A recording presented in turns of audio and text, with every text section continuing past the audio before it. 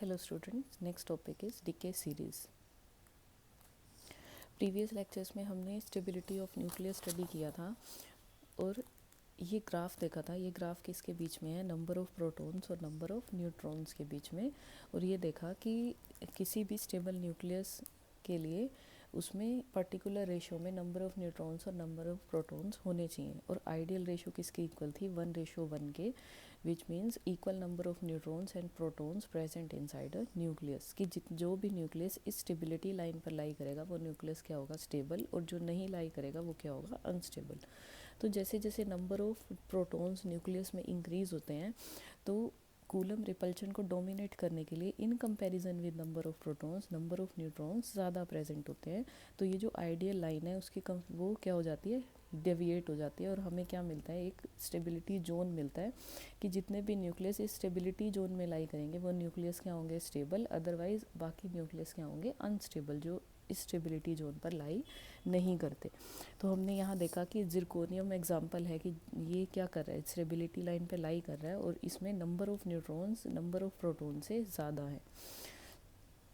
और जैसे जैसे एटॉमिक नंबर इंक्रीज़ हो रहा है, आप देखिए एंड में बिस्मिथ एक स्टेबल प्रोडक्ट है। बट अगर हम 82 83 से अबव के एलिमेंट देखें तो उनमें क्या है? नंबर ऑफ़ प्रोटॉन्स इतने ज़्यादा हो जाते हैं कि वहाँ पर कूलम रिपल्शन पिक्चर में आ जाती है comparison with strong nuclear attraction के। तो वो न्यूक्लियस भी क्या हो जाते हैं? अनस्टेबल हो जाते हैं। तो और ऐसे न्यूक्लियस की जिनमें number of protons in comparison with number of neutrons ज़्यादा हैं और वो इस स्टेबिलिटी जोन से बिलो लाई करते हैं, वो भी क्या है? अनस्टेबल। और इसी तरह जो न्यूक्लियाइज में नंबर ऑफ़ न्यूट्रॉन्स बहुत ज़्यादा हैं comparison with number of protons, वो न्यूक्लियस भी क्या है? अनस्टेबल और स्टेबिलिटी जोन के अबव लाई करते हैं। तो हमने इसके साथ साथ ये भी देखा था कि जितने भी हैवी न्यूक्लियस हैं जिनका मास नंबर अबव 83 है, वो खुद को स्टेबल करने के लिए क्या करते हैं? अल्फ़ा पार्टिकल का एमिशन करते हैं। और अल्फ़ा पार्टिकल क्या है? हीलियम का न्यूक्लियस है। और ऐसे न्यूक्लियाई की जिनमें नंबर ऑफ़ प्रोटॉन्स बहुत ज़्यादा है comparison with number of neutrons, तो वो खुद को स्टेबल करने के लिए पॉजिट्रॉन का एमिशन करते हैं या इलेक्ट्रॉन कैप्चर प्रोसेस करते हैं। और इसी के साथ हम देखें कि ऐसे न्यूक्लियाई की जिनमें नंबर ऑफ़ न्यूट्रॉन्स बहुत ज़्यादा हैं तो वो खुद को स्टेबल करने के लिए क्या करते हैं? इलेक्ट्रॉन का एमिशन करते हैं। तो ये क्या है कि ये क्या है? बीटा डिके प्रोसेस करते हैं कि जिससे न्यूक्लियस में नंबर ऑफ़ प्रोटॉन्स इंक्रीज़ हो जाए। क्योंकि जब इलेक्ट्रॉन का एमिशन होता है तो न्यूट्रॉन प्रोटॉन में कन्वर्ट हो जाता है और जब पॉजिट्रॉन का एमिशन होता है तो प्रोटॉन न्यूट्रॉन में कन्वर्ट हो जाते हैं। तो यहाँ से हमने ये देखा था कि ये न्यूक्लियाई क्या करते हैं? पार्टिकल्स का, जितने भी अनस्टेबल न्यूक्लियाई हैं वो क्या करते हैं? पार्टिकल्स का एमिशन करते हैं कि जिससे वो क्या हो जाए? स्टेबल हो जाए। और इस प्रोसेस को हम क्या बोलते हैं? रेडियो एक्टिव प्रोसेस बोलते हैं। कि जिसमें अल्फ़ा बीटा पार्टिकल्स का एमिशन हो और जो न्यूक्लियस हैं अनस्टेबल न्यूक्लियस हैं वो खुद को क्या कर ले? स्टेबल कर ले। इसी के साथ हमने गामा रेडिएशंस का भी स्टडी किया था कि in subsequent with alpha particle और बीटा पार्टिकल के एमिशन के साथ साथ कि जो भी न्यूक्लियाई क्या है इन पार्टिकल का एमिशन करने के बाद एक्साइटेड स्टेट में लाई करते हैं और वो ट्रांजिशन करते हैं from excited state to ground state. तो वो किसका एमिशन करते हैं? गामा रेडिएशंस का एमिशन करते हैं। तो इसी के साथ नेक्स्ट जो टॉपिक है वो क्या है? DK series. डीके सीरीज़ क्या है? ये एक ग्रुप ऑफ एलिमेंट्स है जिसमें पेरेंट न्यूक्लियाई और डॉटर न्यूक्लियाई होंगे कि और ये बताएंगे कि जो भी अनस्टेबल न्यूक्लियस है, जैसे कि हम यहाँ देखें कि थोरियम एक सीरीज़ है, तो थोरियम क्या है? ये एक अनस्टेबल न्यूक्लियस है, रेडियो एक्टिव न्यूक्लियस है। तो ये खुद को स्टेबल करने के लिए क्या करता है? पार्टिकल का एमिशन करता है। तो अब ये न्यूक्लियाई कितने समय में किसी पार्टिकल का एमिशन करेगा और कौन से पार्टिकल का एमिशन करेगा, और एंड प्रोडक्ट कि जब पार्टिकल का एमिशन होने के बाद ये किस न्यूक्लियस में कन्वर्ट हो रहा है, तो वो न्यूक्लियस, ये सीरीज़ तब तक चलेगी, तब तक पार्टिकल का एमिशन होगा जब तक ये न्यूक्लियाई क्या नहीं हो जाता? स्टेबल नहीं हो जाता। आप देखें इस टेबल में जैसे कि ये थोरियम सीरीज़ शो की हुई है। थोरियम का जो इनिशियल पेरेंट प्रोडक्ट है वो क्या है? 238 थोरियम विद एटॉमिक नंबर 90। और ये क्या करता है, पार्टिकल का एमिशन करता है, अल्फ़ा बीटा पार्टिकल्स का सब्सिक्वेंट एमिशन करता है, और इसका एंड प्रोडक्ट क्या है, लेड, जो कि रेडियो एक्टिव नहीं है। और ये क्या दी हुई है, इसकी हाफ लाइफ दी हुई है which is very large, 10⁻10 years. कि थोरियम का अगर हम एक पर्टिकुलर अमाउंट कंसीडर करें, सपोज 1 ग्राम अगर कंसीडर करें, तो इतने टाइम में वो उसके इनिशियल के हाफ रह जाएंगे, उसके नंबर ऑफ एटम्स। नेक्स्ट देखें, अगर हम नेचुरल सीरीज़ की बात करें कि जो नेचर में एग्जिस्ट करती हैं, तो नेक्स्ट सीरीज़ जो है वो है यूरेनियम रेडियम सीरीज़। और इसका इनिशियल प्रोडक्ट क्या है, 238 यूरेनियम विद एटॉमिक नंबर 92। और इसका एंड प्रोडक्ट क्या है, लेड 206। और ये इसकी हाफ लाइफ क्या है, 4.5 इंटू 10⁻9 ईयर्स। और ये हाफ लाइफ भी बहुत ज़्यादा है। और ये जो सीरीज़ हैं या ये एलिमेंट हैं, ये नेचर में एग्जिस्ट करते हैं। इसी के साथ जो नेक्स्ट सीरीज़ है वो है यूरेनियम एक्टीनियम सीरीज़। और इसका इनिशियल प्रोडक्ट क्या है, 235 और एटॉमिक नंबर 92। और इसका एंड प्रोडक्ट क्या है, 207। और इसकी हाफ लाइफ 7.1 इंटू 10⁻8 है। ये हाफ लाइफ भी क्या है, बहुत ज़्यादा है। और ये 3 ऐसी सीरीज़ हैं जो नेचर में एग्जिस्ट करती हैं, which is thorium series, uranium series and uranium radium series and uranium actinium series. इसी के साथ आप ये देखें कि ये एक थर्ड सीरीज़ भी मिली थी जो है नेपच्यूनियम सीरीज़। ये नेचुरल अकरिंग सीरीज़ नहीं है, ये आर्टिफिशियल सीरीज़ है। और इसकी जो हाफ़ लाइफ है वो बहुत कम है। तो ये जो एलिमेंट है, ये इसके या सीरीज़ के जो भी एलिमेंट हैं वो नेचर में एग्जिस्ट नहीं करते, क्योंकि इनका हाफ़ लाइफ एग्जिस्टेंस अगर हम अर्थ की एज देखें उसके कंपैरिजन में बहुत कम है। तो इस सीरीज़ के एलिमेंट नेचर में एग्जिस्ट नहीं करते। मींस ये नेचुरल सीरीज़ नहीं है, ये क्या है, मैन मेड सीरीज़ है। और जब तक इस सीरीज़ की इन्वेंशन नहीं हुई थी, इसके बारे में नहीं पता था, तब तक यही माना जाता था कि जो naturally 3 radioactive decay series ही एग्जिस्ट करती हैं। लेटर ऑन ये पता लगा कि एक ये क्या है, आर्टिफिशियल सीरीज़ भी है, और जिसका एंड प्रोडक्ट बिस्मिथ है। आप देखें कि जो नेचुरली सीरीज़ हैं, thorium, uranium radium series, uranium actinium series, इनके एंड प्रोडक्ट लेड है। बट जो आर्टिफिशियल सीरीज़ है उसका एंड प्रोडक्ट बिस्मिथ है। तो ये जो एंड प्रोडक्ट जो है ये क्या है, ये रेडियो एक्टिव एलिमेंट्स नहीं हैं, और ये क्या है, स्टेबल एलिमेंट्स हैं। तो ये क्या करते हैं, रेडियो एक्टिव पार्टिकल्स का एमिशन करके स्टेबल एलिमेंट में कन्वर्ट हो रहे हैं। तो डीके सीरीज़ क्या है, एक ग्रुप ऑफ एलिमेंट्स हैं कि जो ये बताएंगे कि ये थोरियम किन पार्टिकल्स का और कितने समय में कौन से पार्टिकल का एमिशन करके ये क्या हो रहे हैं, स्टेबल हो रहे हैं। सो इसमें देखिए जो फर्स्ट सीरीज़ है वो फर्स्ट सीरीज़ क्या है, first series is thorium series. Thorium series में 12 न्यूक्लियाई इंक्लूड हैं। और थोरियम सीरीज़ का जो हाफ लाइफ है वो बहुत ज़्यादा है, दैट इज़ 1.4 इंटू 10⁻10 ए। यहाँ पर जो ए है वो ईयर को रिप्रेजेंट कर रहा है। और थोरियम 6 टाइम्स अल्फ़ा पार्टिकल्स का और 4 टाइम्स बीटा पार्टिकल का एमिशन करने के बाद किस में कन्वर्ट हो जाता है, स्टेबल लेड में कन्वर्ट हो जाता है। यहाँ से आप इस सीरीज़ को देख सकते हैं स्टेबल में। इसमें क्या है, स्टार्टिंग विद थोरियम, थोरियम किसका एमिशन करता है, अल्फ़ा का, और किस में कन्वर्ट हो जाता है, रेडियम में। रेडियम फर्दर इलेक्ट्रॉन का एमिशन करके एक्टीनियम में कन्वर्ट होता है अगेन। फिर ये क्या करता है, फिर इलेक्ट्रॉन का एमिशन करता है और फिर किस में, थोरियम में कन्वर्ट हो जाता है 228 में। नेक्स्ट अल्फ़ा पार्टिकल का एमिशन करके ये रेडियम में कन्वर्ट हो जाता है, then radon, then polonium, lead, bismuth, polonium and then thallium and then stable product is lead. तो यहाँ ये जो पार्टिकल दिए हुए हैं कि इन पार्टिकल के डिके कितने सम टाइम में हो रहे हैं, ये क्या है कि फर्स्ट थोरियम का जो हाफ लाइफ है वो बहुत ज़्यादा है, which is approximately equal to age of earth. Means ये एलिमेंट अर्थ पे एग्जिस्ट करते हैं। इसका हाफ लाइफ क्या है, 10⁻10 ईयर्स। इसी की कंपैरिजन में आप आगे देखें, ये इसके साथ क्या दिए हुए हैं, इनके हाफ लाइफ दिए हुए हैं। यहाँ देखिए कि जब ये लेड एमिशन करता है इलेक्ट्रॉन का तो वो बिस्मिथ में कन्वर्ट हो जाता है। तो अब बिस्मिथ नेक्स्ट बीटा का भी एमिशन कर सकता है, मीन्स इलेक्ट्रॉन का भी एमिशन कर सकता है और अल्फ़ा पार्टिकल का भी एमिशन कर सकता है।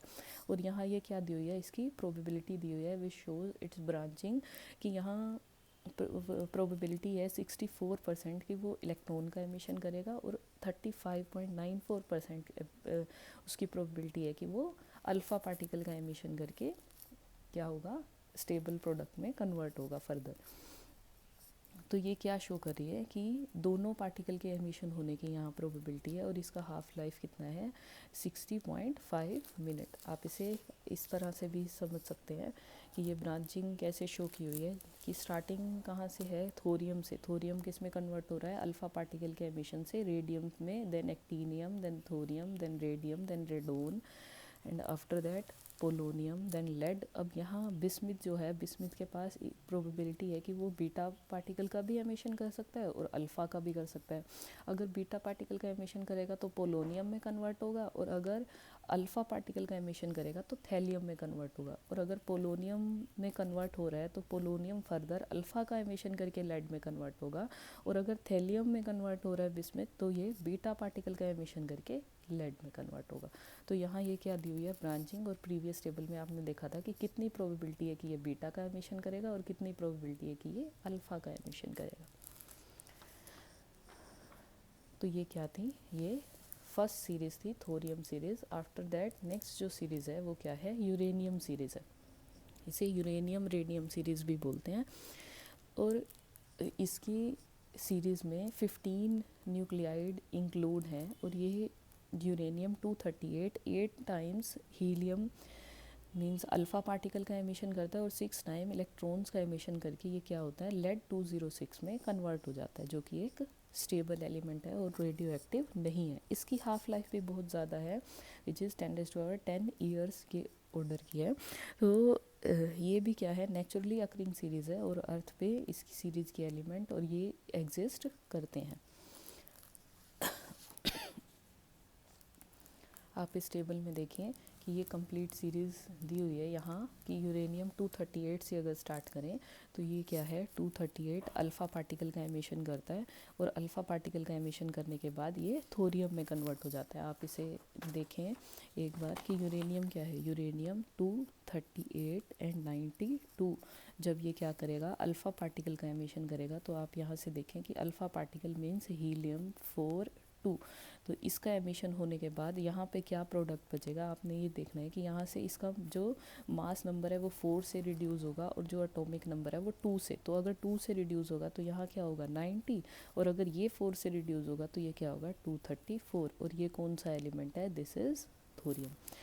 इसी तरह आप किसके लिए भी देख सकते हैं, देखिए नेक्स्ट अगर थोरियम है वो इलेक्ट्रॉन का एमिशन कर रहा है, तो इलेक्ट्रॉन के एमिशन के बाद उसका क्या चेंज हो रहा है, उसका एटॉमिक नंबर चेंज हो रहा है, और मास नंबर सेम है, एटॉमिक नंबर 1 से इंक्रीज़ हो गया। तो डिपेंड करता है कि वो इलेक्ट्रॉन का एमिशन करेगा या वो पॉजिट्रॉन का एमिशन करेगा, कि अकॉर्डिंगली उसकी उसमें क्या प्रोड्यूस एमिट कर रहा है वो, कि एटॉमिक नंबर इंक्रीज़ होगा या डिक्रीज़ होगा। तो आप यहाँ से देखें कि ये बीटा पार्टिकल के एमिशन के बाद एटॉमिक नंबर 1 से इंक्रीज़ हो रहा है, और ये Pa जो एलिमेंट है ये क्या है, प्रोटेक्टीनियम एलिमेंट है, जिसकी हाफ लाइफ 1.18 मिनट्स है। इसी तरह सब्सिक्वेंट एलिमेंट्स भी दिए हुए हैं कि ये प्रोटेक्टीनियम फर्दर किसका एमिशन करेगा, फर्दर ये बीटा का एमिशन करेगा और यूरेनियम में कन्वर्ट हो जाएगा। फिर से क्या एमिशन होगा, किसका, अल्फ़ा पार्टिकल का। तो आप यहाँ देखें कि जब बीटा का एमिशन हुआ है तो इसके साथ बाद में गामा रेडिएशंस भी एमिट होती है। ऐसा क्यों, क्योंकि थोरियम किस में एग्जिस्ट करता है, एक्साइटेड स्टेट में। किसका प्रोटेक्टीनियम किस में एग्जिस्ट कर रहा है, एक्साइटेड स्टेट में, और वो खुद को ग्राउंड जब ट्रांजिशन करता है वो ग्राउंड स्टेट में, तो किसका एमिशन करता है, गामा रेडिएशंस का एमिशन करके क्या होता है, ग्राउंड स्टेट में आ जाता है। और प्रोटेक्टीनियम ग्राउंड स्टेट में भी अनस्टेबल है, तो वो फर्दर किसका एमिशन करता है, फिर से बीटा डीके करके किस में कन्वर्ट हो रहा है, यूरेनियम में। तो इसके अल्फ़ा और बीटा के साथ साथ गामा रेडिएशंस का भी एमिशन हो रहा है। आप देखें कि जब अल्फ़ा पार्टिकल का एमिशन होता है तो मास नंबर और एटॉमिक नंबर दोनों ही चेंज होते हैं, बट अगर बीटा पार्टिकल का एमिशन हो रहा है तो मास नंबर में कोई चेंज नहीं आता, जबकि एटॉमिक नंबर चेंज होता है। बट अगर गामा रेडिएशंस का केस देखें तो इसमें ना तो मास नंबर में कोई चेंज आता है और ना ही एटॉमिक नंबर में कोई चेंज आता है। इसमें भी ब्रांचिंग देख सकते हैं। यहाँ रेडियम जब ये इस तरफ क्या है, ये इसके हिस्टोरिक नेम है कि जब जो आप अब पीरियोडिक टेबल में एलिमेंट्स के नेम्स पढ़ते हैं, जब ये नहीं डिफाइन हुए थे तो इन्हें हिस्टोरिक नेम दिए गए थे। तो फर्स्ट जो कॉलम है ये इनके हिस्टोरिक नेम रिप्रेजेंट कर रहा है, और यहाँ पे क्या है, मॉडर्न पीरियोडिक टेबल के जो नेम आप स्टडी करते हैं। तो यहाँ देखिए, जब लेड कन्वर्ट किसमें अल्फ़ा पार्टिकल एमिशन होने के बाद बिस्मिथ में कन्वर्ट हो रहा है, तो यहाँ से फिर से ब्रांचिंग देख सकते हैं आप कि यहाँ प्रोबेबिलिटी है कि अल्फ़ा का भी एमिशन कर सकता है और बीटा का भी। इस सीरीज़ को आप ये देखें, इस तरह से भी देख सकते हैं इस सीरीज़ को कि यूरेनियम 238 से स्टार्ट हो रहा है, तो जो हॉरिजॉन्टल लाइन है वो अल्फ़ा पार्टिकल के एमिशन को शो करिए, और जो वर्टिकल स्लांटेड लाइन है ये बीटा के एमिशन को शो करिए। तो यूरेनियम 238 से स्टार्ट होके ये किस में कन्वर्ट हो रहा है, फर्दर लेड में कन्वर्ट हो रहा है। अब यहाँ से देखें इसकी ब्रांचिंग स्टार्टिंग कहाँ से है, किससे, यूरेनियम से। यूरेनियम कन्वर्ट हो रहा है थोरियम में, देन प्रोटेक्टीनियम में, then uranium, thorium, radium, radon, then polonium, astatine. और यहाँ आप देख सकते हैं कि ये क्या है, ब्रांचिंग है कि जब पोलोनियम में कन्वर्ट होता है तो ये बीटा का एमिशन करके एस्टेटाइन में भी कन्वर्ट हो सकता है, और अल्फ़ा का एमिशन करके लेड में भी हो सकता है। तो अगर लेड में होगा तो यहाँ अगर लेड के में कन्वर्ट होने के बाद बीटा का एमिशन होकर ये क्या हो रहा है, बिस्मिथ में कन्वर्ट हो रहा है, और अगर एस्टेटाइन में कन्वर्ट हो रहा है तो ये अल्फ़ा का एमिशन करके बिस्मिथ में कन्वर्ट हो रहा है। तो अब यहाँ बिस्मिथ की भी प्रोबेबिलिटी है कि ये बीटा का भी एमिशन कर सकता है और अल्फ़ा का भी एमिशन कर सकता है। तो यहाँ से देखिए कि जब ये बीटा पार्टिकल का एमिशन कर रहा है तो पोलोनियम में कन्वर्ट हो रहा है, और जब ये किसका एमिशन करता है, अल्फ़ा पार्टिकल का एमिशन करता है, तो ये थैलियम में कन्वर्ट हो रहा है। तो यहाँ ये क्या शो कर रही है, ये ब्रांचिंग शो कर रहे हैं। ये ब्रांचिंग क्या शो करती है कि यहाँ प्रोबेबिलिटी है कि कौन सा पार्टिकल एमिट होगा। तो ये किस पे डिपेंड करेगा, इनकी परसेंट प्रोबेबिलिटी पे कि बीटा एमिट होगा या अल्फ़ा एमिट होगा। तो अकॉर्डिंगली फर्दर नेक्स्ट एलिमेंट कौन सा होगा वो शो किए होंगे। आप इस तरह से भी इस ब्रांचिंग को स्टडी कर सकते हैं कि ये जो इस तरह से इस डायरेक्शन में जो लाइंस आ रही हैं ये अल्फ़ा को शो कर रही हैं, और जो इसके अपोजिट आ रही है ये बीटा को शो कर रही हैं। तो यूरेनियम स्टार्ट हो रहा है अल्फ़ा का एमिशन करने के बाद थोरियम में, then beta particle subsequent 2 times emission कर रहा है, then further 3 times alpha particle का, फर्दर फिर प्रोबेबिलिटी है कि अल्फ़ा का करे या बीटा का। तो यहाँ पे ये क्या दी हुई है, इसकी ब्रांचिंग शो की हुई है।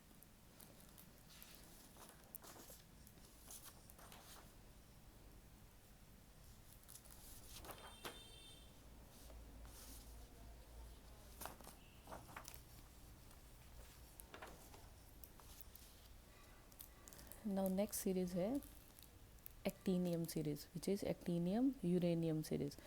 एक्टीनियम सीरीज़ भी नेचुरली अकरिंग सीरीज़ है, और इसमें 13 न्यूक्लियाइड क्या करते हैं, एग्जिस्ट करते हैं। और ये भी इसकी टेबल दी हुई है। तो ये स्टार्टिंग कहाँ से है, यूरेनियम 92 235 से ये अल्फ़ा पार्टिकल का एमिशन करके थोरियम में कन्वर्ट होता है, देन प्रोटेक्टीनियम में कन्वर्ट होता है। फर्दर यहाँ से देखें अल्फ़ा बीटा, इसके साथ गामा रेडिएशंस का भी एमिशन हो रहा है। और अगर हम हाफ़ लाइफ देखें तो इसकी हाफ़ लाइफ भी बहुत ज़्यादा है कि इसके एलिमेंट्स भी नेचुरली करते हैं, नेचुरली एग्जिस्ट करते हैं अर्थ पे। और ये कंप्लीट इसकी टेबल दी है। और इसका एंड प्रोडक्ट क्या है, एंड प्रोडक्ट इसका लेड है which is 208 with atomic number 82। इस फिगर में आप इसकी ब्रांचिंग देख सकते हैं। This series is complicated in comparison with further 2 series कि यहाँ आप देखें कि अल्फ़ा बीटा और फिर से अल्फ़ा पार्टिकल के एमिशन के बाद ही क्या है, ब्रांचिंग स्टार्ट हो जाती है। और यहाँ प्रोबेबिलिटी है कि ये अल्फ़ा का एमिशन करे या बीटा पार्टिकल का एमिशन करे। फर्दर एलिमेंट की भी प्रोबेबिलिटी यही है। आप यहाँ ये क्या देख सकते हैं, ब्रांचिंग देख सकते हैं। और एंड प्रोडक्ट इसका क्या है, लेड 207 है। अगर हम इन तीनों सीरीज़ की कुछ करेक्टरिस्टिक्स देखें तो कॉमन करेक्टरिस्टिक्स क्या होंगे इनकी, कि ये सीरीज़ क्या है, इनकी जो हाफ़ लाइफ है वो बहुत ज़्यादा है, और ये तीनों सीरीज़ नेचर में एग्जिस्ट करती हैं। नेक्स्ट इम्पोर्टेंट पॉइंट क्या है कि ये सभी के एंड प्रोडक्ट क्या है, लेड है। कि अगर यूरेनियम का देखें तो 206, देन थोरियम का देखें 208 और एक्टीनियम का देखें तो 207। तो इन नेचुरली अकरिंग सीरीज़ के जो स्टेबल एंड प्रोडक्ट हैं, जो रेडियो एक्टिव नहीं है, वो एंड प्रोडक्ट क्या है, लेड है। इसी के साथ साथ आप इन सीरीज़ को मास नंबर के ट्रेंड के अकॉर्डिंग भी लिख सकते हैं। कि देखें आप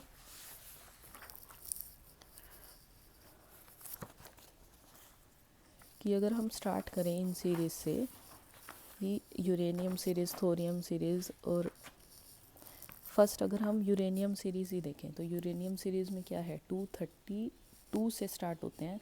तो अगर इसे 4 से डिवाइड किया जाए, 4 से डिवाइड करें तो ये क्या आ जाएंगी, 32 और 4, 32। तो आप देखें रेस्ट नहीं है कुछ भी, तो आप इसे क्या लिख सकते हैं, 4 के मल्टीपल में लिख सकते हैं डायरेक्ट। ठीक है, तो ये क्या है, इसे 4n सीरीज़ भी बोलते हैं। इसी तरह आप इस सीरीज़ में किसी भी एलिमेंट को उठा के देखें, वो क्या होगा, कम्प्लीटली डिविजिबल होगा और कुछ भी रिमाइंडर नहीं बचता होगा, तो हम इसे 4n सीरीज़ भी बोलते हैं। और इसी तरह आप नेक्स्ट सीरीज़ देखें, जो इससे नेक्स्ट सीरीज़ है, नेक्स्ट सीरीज़ कौन सी थी, uranium radium series. Uranium radium series का भी जो स्टार्टिंग जो प्रोडक्ट था, जिससे स्टार्ट किया था, वो स्टार्टिंग क्या थी उसकी, 237 से हमने यूरेनियम रेडियम सीरीज़ एक जो स्टार्ट की थी, वो एक 238 और 235 थी। तो आप देखें कि अगर 238 को 4 से डिवाइड किया जाए तो उस केस में रिमाइंडर कितना बचेगा, 2 रिमाइंडर रह जाएगा। और इस सीरीज़ को हम क्या लिख सकते हैं, 4n, इस सीरीज़ को हम 4n प्लस 2 सीरीज़ भी लिख सकते हैं। आप इसे डिवाइड करके देख सकते हैं। चलो देख लीजिए कि 5, 20, 3, 8। तो अब अगर आप इसे फर्दर डिवाइड करेंगे तो ये 9, 36 और ये कितना रह जाएगा, रिमाइंडर 2 रह जाएगा। तो आप इस सीरीज़ के किसी भी एलिमेंट को उठा के उसके मास नंबर को अगर 4 से डिवाइड करेंगे तो रिमाइंडर 2 ही रहेगा। तो आप यहाँ से देखें, इस सीरीज़ को हम 4n प्लस 2 सीरीज़ भी लिख सकते हैं। इसी तरह नेक्स्ट देखें, नेक्स्ट क्या है, 235 है किसका, इससे जो एक्टीनियम सीरीज़ हमने की थी। अगर आप इसे 4 से डिवाइड करेंगे तो ये भी क्या होगा, इसमें भी रिमाइंडर क्या बचेगा, इसका अगर देखें तो इसका रिमाइंडर 3 बचता है। तो इस सीरीज़ को हम 4n प्लस 3 सीरीज़ भी बोलते हैं। तो जो नेचुरली अकरिंग सीरीज़ हैं वो क्या है, 4n, 4n plus 2 and 4n plus 3। ये क्या है, नेचुरली अकरिंग सीरीज़ है। तो इसमें ये क्या थे, कुछ कॉमन पॉइंट थे कि इनके जो मास नंबर हैं उनको हम इस तरह से भी रिप्रेजेंट कर सकते हैं, न्यूक्लियाइज के मास नंबर को। इससे नेक्स्ट जो इसमें सीरीज़ में है कि इन सीरीज़ का जो एक एलिमेंट है वो क्या है, गैसियस स्टेट में है, वो क्या है, रेडोन। आप यहाँ से देखिए कि ये रेडोन किस में है, गैसियस स्टेट में, तीनों सीरीज़ में।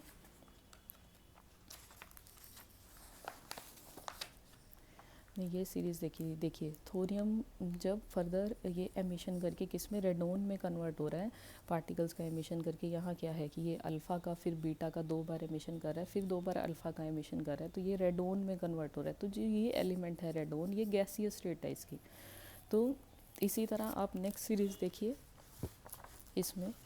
इसमें भी ये सर्कल्ड जो किया हुआ है एलिमेंट, ये क्या है, रेडोन। ये भी क्या है, ये इसमें गैसियस स्टेट में एग्जिस्ट कर रहा है और इसका हाफ लाइफ बहुत ही कम है। इसी तरह नेक्स्ट आप सीरीज़ देखें, यूरेनियम 238 की, तो इसमें भी रेडोन 222 ये भी क्या है, गैसियस स्टेट में एग्जिस्ट करता है। तो ये रेडियो एक्टिव आइसोटोप्स रेडोन के, ये क्या है, गैसियस स्टेट में जो एग्जिस्ट करते हैं, ये क्या है, इनर्ट गैसियस स्टेट है, इनर्ट गैसेज हैं। तो इन्हें हम यूरेनियम एमनेशन और थोरियम एमनेशन और एक्टीनियम एमनेशंस भी बोलते हैं। कि ये ऐसे एलिमेंट्स हैं इसके सीरीज़ के कि जो किस में एग्जिस्ट कर रहे हैं, इनर्ट गैसियस स्टेट में एग्जिस्ट कर रहे हैं।